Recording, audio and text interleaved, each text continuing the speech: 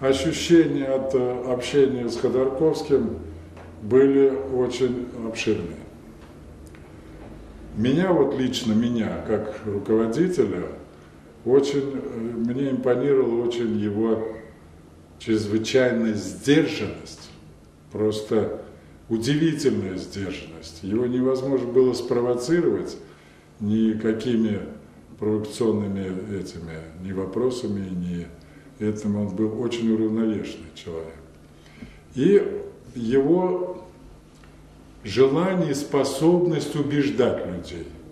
Потому что многие люди не понимали, что, чего, были какие-то и негативные там моменты, но он настойчиво, не считаясь со временем, старался убедить каждого человека. Его заслуга была высокая тем, что он постоянно встречался с людьми. Он приезжал в наш регион, обязательно встречался с рабочими, причем с рабочими он встречался в отсутствии всех видов руководителей.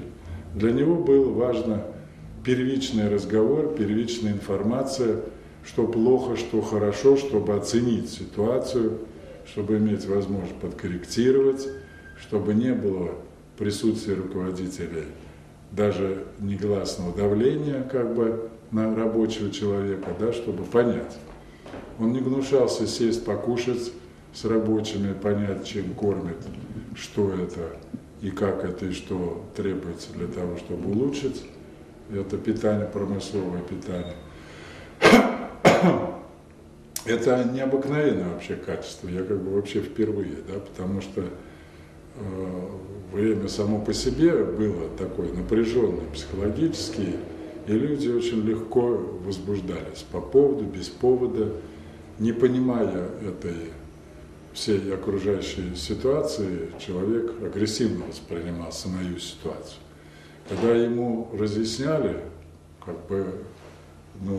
рассказывали во всех деталях, что это и чего, и какие впереди планы, программы, и что это даст каждому человеку и компании в целом, и коллективу в целом, то страсти успокаивались, и это неплохие. Конечно, мы очень были поражены технологиями, которыми пользовалась компания ЮКОС. Потому что фактически, буквально прямо с первых же месяцев, новые информационные технологии, электронная почта, это очень удобно, безусловно, очень оперативно, это и очень эффективно. Это в те годы? Это в те годы, да. Это по существу, это вообще впервые в стране эти технологии были, потому что все там эти факсы, там поездки с документами, эти какие-то бумаги, которые душили в буквальном смысле слова. А вот такая продвинутая система управления производством, и контакта, оперативного контакта с руководством по всем программам, по всем, она, конечно, была очень удобна. Очень интересны были эти, вещи, когда стали создавать ЮКС-классы для школьников, старших классов. Очень интересно это. Было очень поразительно, когда мы узнали, что ЮКОС, выкупил и основал лицей для детей, погибших в локальных войнах, фактически для детей-сирот, бывших военнослужащих. Это, конечно, высочайшая гуманитарная акция, прямо скажем. И сегодня, размышляя о тех детях, которые лишились этого,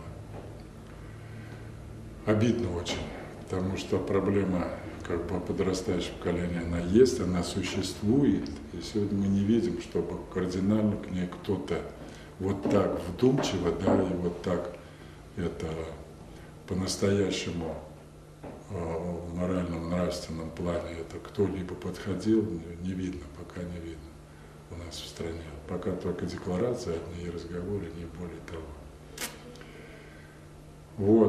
В производстве мы понимали друг друга без вопросов.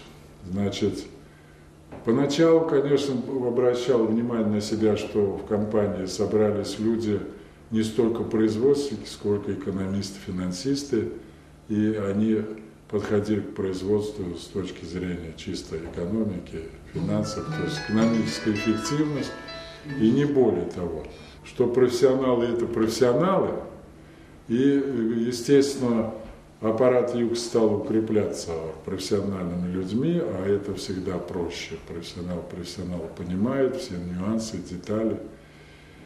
В результате все это вылилось в то, что мы до ЮКОСа добывали 6 миллионов, примерно 750 тысяч. Это и уже озабоченность у всех была, это падение, да? Катастрофическое падение. С ЮКОСом мы достигли к 2003 году добычу 12,5 миллионов, почти в 2 раза. И это, конечно, тоже рывок, это, безусловно, вдохновляло всех, потому что и налоговое отчисление в регионе, да, и деньги на социалку, все это было совершенно в другом объеме, благоприятном. Я бы даже так сказал, мы вот иногда вспоминаем юкосовские дела и так в шутку говорим, что при ЮКОСе жили как при коммунизме, откровенно говоря. Да? Сегодня, конечно, сложнее, намного сложнее.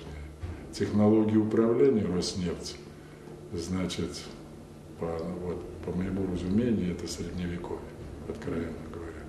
Никакого общения с людьми вообще как такового не существует.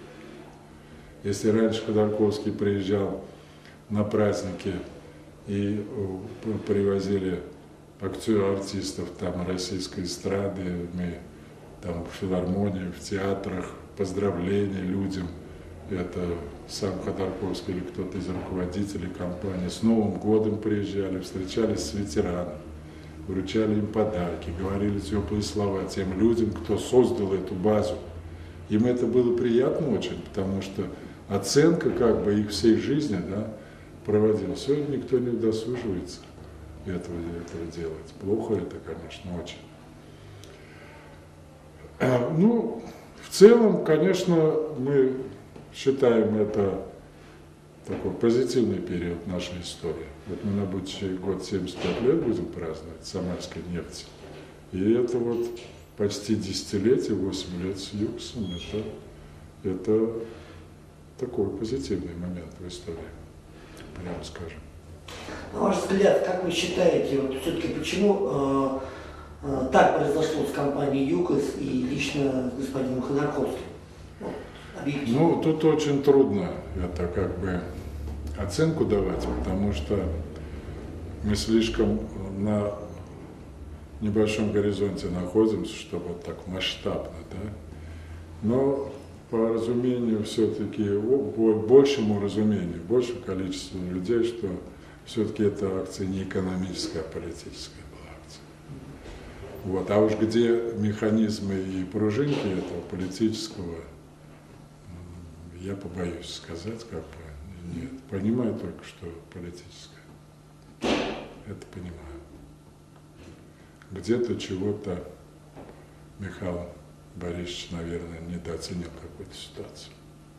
Хотя, в общем-то, странно, потому что он производил человека очень продвинутого, очень толкового, очень талантливого человека, прям в буквальном смысле слова, талантливого человека. Вот, и где он не досчитал, или где это очень, но обидно.